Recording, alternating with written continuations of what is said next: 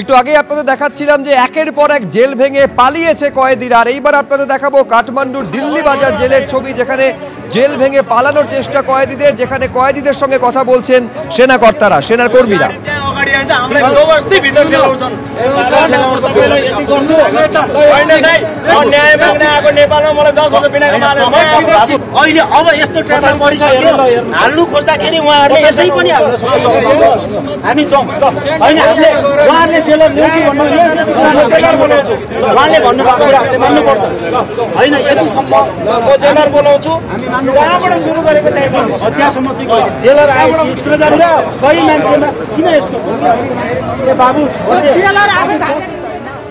একের পর এক জেল ভেঙে উধাও হয়ে যাচ্ছে কয়েদিরা।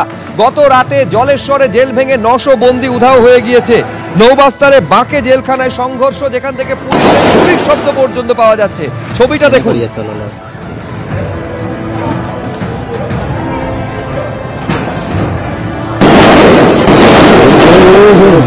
सामने गोली यहाँ भी आ सकता है।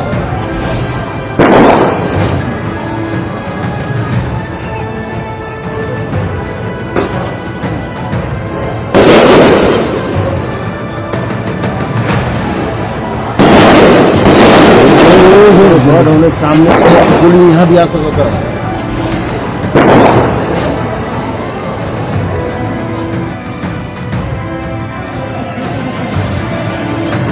ঠিক বাংলাদেশে যেমন ছবি দেখা গেছিল 2024-এ, ঠিক সেই ছবি দেখা যাচ্ছে 2025-এ। বাংলাদেশে একের পর এক জঙ্গি তারা মুক্ত করে দেওয়া হয়েছিল। জেল ভেঙে প্রচুর আসামি তারা পালিয়ে গেছিল।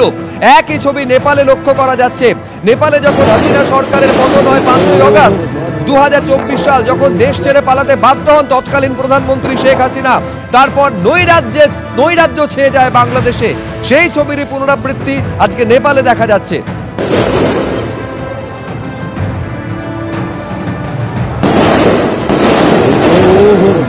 सामने गोली यहाँ भी आ सकता है।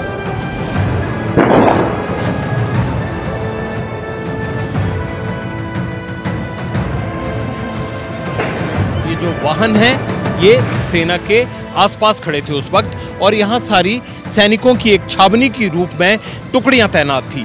लेकिन जो गाड़ियां यहाँ पर बुलाई गई थी आग बुझाने के लिए, वो आप खुद ही आग का शिकार हो गई। आप देख सकते हैं ये वाटर बाउजर है, इसको पूरी तरह से आग की भेंट किया गया। ये आर्मी का ट्रक था, इसको आग लगाई गई है। जितनी भी गाड़ियां मौजूद थी संसद भवन के अंदर, उनको सबको आग की भेंट कर दिया गया है। इस तरफ पीछे पुलिस को लाने ले जाने और फायर ब्रिगेड को यहाँ तैनात किया गया था। ये फायर ब्रिगेड की गाड़ी है, दंगा नियंत्रण वाहन खड़ा है, ये इधर पुलिस की गाड़ी खड़ी है, ये तमाम पुलिस की अधिकारियों की गाड़ियाँ थी। इन सबको भीड़ ने ना सिर्फ तोड़ा, ना सिर्फ पलटाया, बल्कि इनमें ऐसे आग लगाई कि दोबारा इनको कबाड़ के रूप में लेने से पहले भी कोई 100 बार सोचेगा। अब ये देखिए जो वाटर बाउजर यहाँ बुलाया गया था भीड़ को कंट्रोल करने के लिए, इसके आगे लिखा हुआ है नेपाल पुलिस। अब नेपाल पुलिस ही लिखा रह गया है, और ये बात सही है, नेपाल पुलिस अभी भी कायम है। लेकिन जो पीछे उसका ये साजो सामान था, उसकी हालत कुछ ऐसी है कि अब इसे जो है वो कबाड़ में भी कोई नहीं लेकर जाएगा। ये देखिए जहाँ पे सिक्योरिटी फोर्सेस के रुकने के लिए और तमाम इंतज़ाम किए गए होते हैं, जब इतना बड़ा एस्टेब्लिशमेंट होता है कोई भी, तो वहाँ पर सुरक्षा के पहरे के लिए जो भी इंतज़ाम किए गए होते हैं, उन तमाम चीज़ों को तहस नहस कर दिया गया है। ये एक बाहर से, दूसरे छोर से एक हम आपको तस्वीर दिखाते हैं संसद भवन की। उसके आसपास जो एनेक्सीज बनी हुई थी उनकी, कैसे पूरी तरह से उनको जलाकर राख कर दिया गया, कोई कोना छूटने ना पाए। भीड़ इस तरह से आई थी। ये वाहन उन तमाम पुलिस अधिकारियों के थे जो यहाँ पर राइडर्स के तौर पर या फिर मैसेज भेजने के लिए या आने जाने के लिए इस्तेमाल किए जाते थे। लेकिन जितनी भी उनकी बैरक्स थी, जब ये पार्लियामेंट ही नहीं बची तो उसकी सुरक्षा में तैनात है, उसको बचाने के लिए आए अधिकारियों और कर्मचारियों का कोई साजो सामान कैसे रह सकता था, चाहे वो पुलिस हो, चाहे वो आर्मी हो, चाहे वो फायर ब्रिगेड हो, चाहे वो दंगा नियंत्रण वाहन हो, इन तमाम को आग की भेंट कर दिया गया।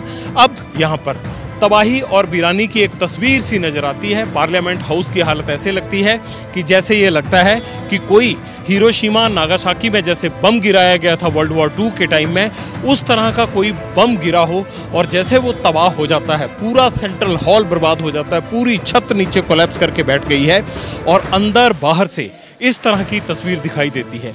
ये भी कोई युद्ध से कम नहीं था। जब जनता सड़कों पर उतरती है तो वो सरकार के खिलाफ युद्ध ही होता है और इस युद्ध में अब आर्मी ने मोर्चा संभाला है। कैमरामैन मान के साथ जगविंदर पटियाल, एबीपी न्यूज, काठमांडू, नेपाल। সংসদ ভবন, রাষ্ট্রপতি ভবন, সুপ্রিম কোর্ট, একের পর এক সরকারি ভবন, প্রচুর গাড়ি যা একেবারে গণবিক্ষোভের আঁচে পুড়ে ছাই হয়ে গিয়েছে। আমাদের প্রতিনিধি জগবিন্দর পাটিয়াল একের পর এক সেই ছবি আপনাদের সামনে তুলে ধরছেন। আমাদের আরেক প্রতিনিধি বীরেন্দ্র এবার আপনাদের সামনে দেখাবেন যে ট্রাফিক পুলিশের যে পোস্ট সেটা পর্যন্ত গণবিক্ষোভের এই আঁচ থেকে রেহাই পায়নি। দেখুন ছবিটা।